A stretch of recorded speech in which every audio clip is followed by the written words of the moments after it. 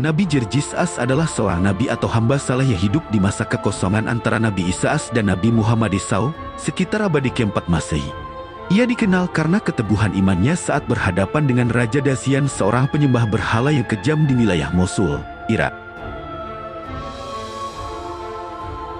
Ia menolak untuk menyembah berhala bernama Aflon dan tetap memegang teguh ajaran Tauhid meskipun disiksa berkali-kali. Riwayat menyebutkan bahwa ia dibunuh berkali-kali dengan cara yang sangat kejam seperti tubuhnya dipotong atau dibakar. Namun atas izin Allah, ia dihidupkan kembali berkali-kali untuk terus mendakwahi sang raja. Setelah perjuangan dakwah yang panjang, ia akhirnya wafat sebagai syahid. Sebagian riwayat menyebutkan doa terakhirnya adalah memohon agar kaumnya diberikan hidayah atau hukuman atas kekafiran mereka yang melampaui batas.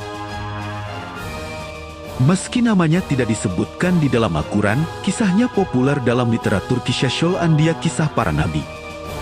Dan sering disamakan dengan sosok St. George dalam tradisi Kristen karena kesamaan latar belakang wilayah dan perjuangannya. Keteguhan Nabi Jerjis atau St. George dalam tradisi Barat merupakan simbol kesabaran dan iman yang tak tergoyahkan dalam sejarah Islam.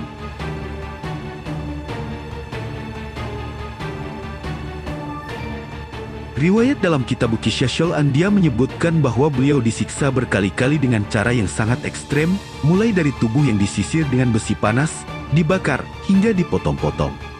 Namun, setiap kali beliau dibunuh, Allah menghidupkannya kembali sebagai mukjizat untuk menunjukkan kekuasaannya. Beliau wafat setelah menjalani siksaan berulang kali, beberapa riwayat menyebutkan hingga 70 kali kematian. Meskipun jasadnya hancur berkali-kali, beliau tidak pernah sekalipun meninggalkan keyakinannya kepada Allah Sotet. Keteguhannya membuahkan hasil di mana istri sang raja dan ribuan pengikut lainnya akhirnya masuk Islam setelah menyaksikan kesabaran dan mukjizat yang diberikan Allah kepada Nabi Jerjis. Dalam satu riwayat, kesabarannya membuahkan mukjizat saat beliau menantang berhala raja.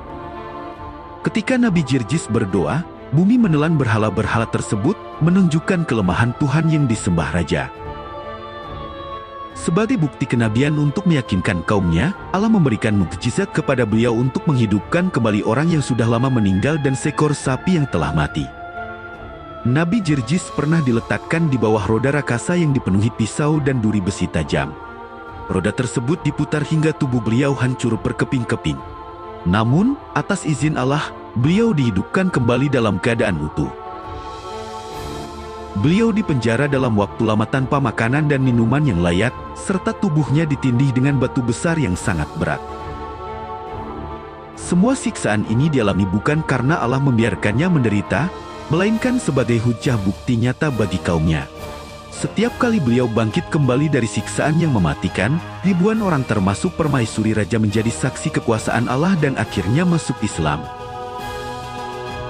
Siti Iskandariah adalah istri dari Raja Dasian yang merupakan tokoh penting dalam kisah Nabi Jerjis-as. Berdasarkan literatur Qissasul Anbiya dan catatan sejarah Islam klasik, ia merupakan salah satu orang pertama di lingkaran istana yang menyatakan keimanan kepada Allah Sotet. Ia mendapatkan hidayah setelah menyaksikan sendiri keteguhan Nabi Jerjis yang tetap hidup dan utuh meski telah disiksa secara ekstrem dan dibunuh berkali-kali oleh suaminya sendiri. Karena keteguhannya, Raja Dasian yang murka memerintahkan agar istrinya sendiri disiksa dan dihukum mati. Ia wafat sebagai seorang syahidah wanita yang mati syahid demi mempertahankan tauhid. Dalam tradisi Islam, sosoknya sering dijadikan teladan tentang kekuatan iman seorang wanita yang mampu melepaskan kemewahan istana dan menghadapi maut demi kebenaran agama. Kisah keberaniannya ini sering disamakan dengan sosok Siti Asyah istri Firaun, yang juga berani melawan suaminya yang mengaku Tuhan demi mempertahankan iman kepada Allah Sotet. Rincian kisah ini dapat ditemukan dalam literatur klasik seperti Tafsir At-Tabari.